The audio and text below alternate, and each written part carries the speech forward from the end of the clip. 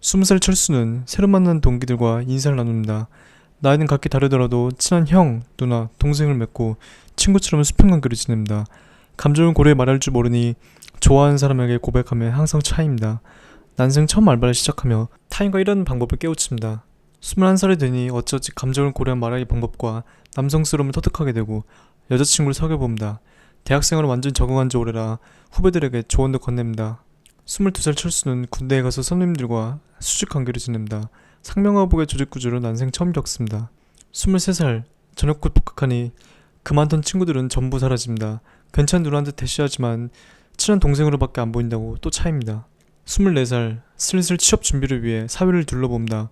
정치, 다큐, 경제 등 난생 처음으로 현실 세계에 제대로 관심을 갖습니다. 점점 세상을 알아가고 생각하는 것도 성숙해져 가지만 아직도 어린애 대하듯 잔소리만 내뿜는 엄마랑 자주 싸웁니다. 25살 어쩌지 대학을 졸업하고 취업에 성공한 철수는 본격적으로 사회에 나갈 준비를 마칩니다.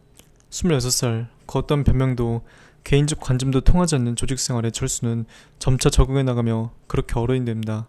위철수의 프로세스는 대한민국 어른이라면 누구나 겪어야 하는 현실로 6년 동안 인생에서 가장 큰 인간관계의 변화가 오는 시점이기도 합니다. 이런 관계, 감정 파악 능력과 이성의 사고 차이, 수직관계, 멀어진 친구관계, 부모 자식 간 갈등, 관점의 변화, 청춘이라고 인생을 방심하다가 이 6가지 인간관계 관문 중 하나에서 막혀버리면 어린이들은 불편함을 느끼고 어떻게 대처해야 할지 모르는 상태가 돼버립니다. 특히 눈에 보이는 스펙이나 돈, 학벌 등으로 자존감을 채워왔던 어린이들은 이런 인간관계 문제에서 한계에 부딪힌 후 그동안 잘해왔다고 생각했던 본인의 자존감이 크게 떨어져 우울감을 느끼기도 합니다. 이뿐만 아닌 연애를 잘할 수 있는 눈치를 어린이 본인이 어쩌지 발달시켰더라도 세상을 바라보는 관점이나 생각하는 수준이 맞지 않으면 상대방과 큰 괴리감이 느껴지며 누가 이런 걸 나한테 제대로 알려주는 건 또 아닌지라 이성적으로 그 이유를 도저히 판단할 수가 없습니다.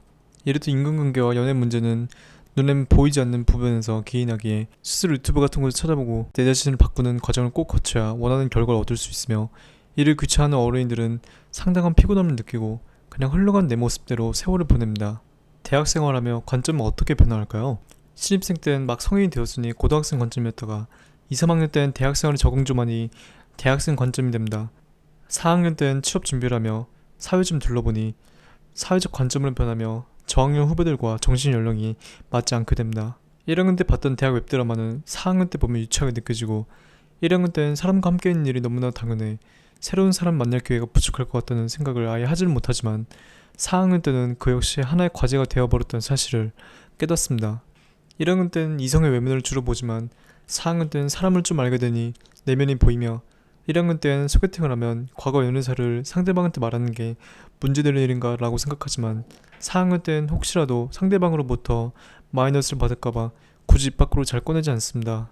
1학년 때는 엄마의 잔소리를 듣기 싫게 여기다가 4학년 때는 엄마의 잔소리를 한 번쯤 떠올려보게 되고 1학년 때는 대학 간판이 참 중요해 보였지만 4학년 때는 그게 그렇게 목숨 걸 정도의 일이었나 생각이 듭니다.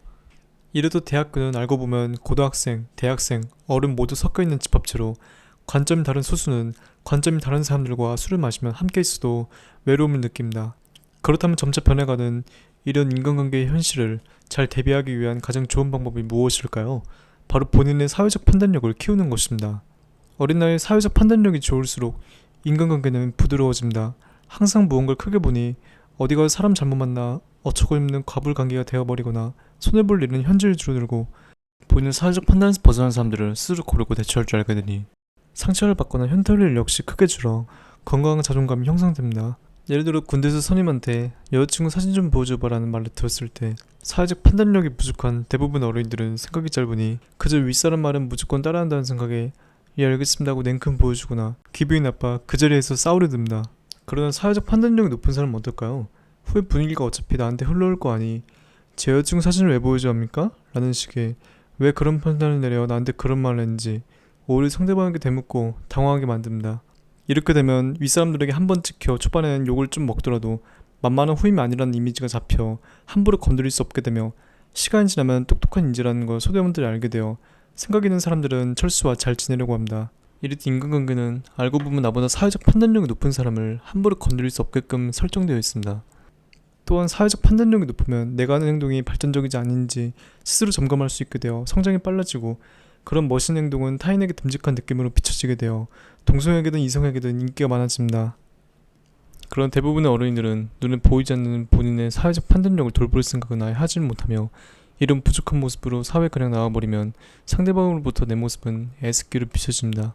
부모님이 이 나이 때 어린이들을 특히나 많이 걱정하고 통금을 하라는 이유도 딱 봐도 사회적 판단력이 좋지 않은 성인을 이불 밖에 내놓으면 혹시 사고라도 당하지 않을까 노심초사하기 때문입니다. 그래서 사회적 판단력이 좋으면 부모님으로부터 믿음직스러운 자식이 되고 부모님의 조언이 나에게 맞는 방향인지 아닌지 스스로 판단할 수 있게 되어 서로 싸울 일도 훨씬 줄어듭니다. 이렇듯 인생 알고 보면 나의 눈에 보이지 않는 부분을 채워야 행복해지며 26살인 나이에 이런 인간관계의 변화를 성숙하게 생각해보고 사회적으로 자신을 객관화해보는 과정을 제대로 거치지 않으면 후에 어느 부분에서 손해를 보는 건 다름 아닌 본인입니다.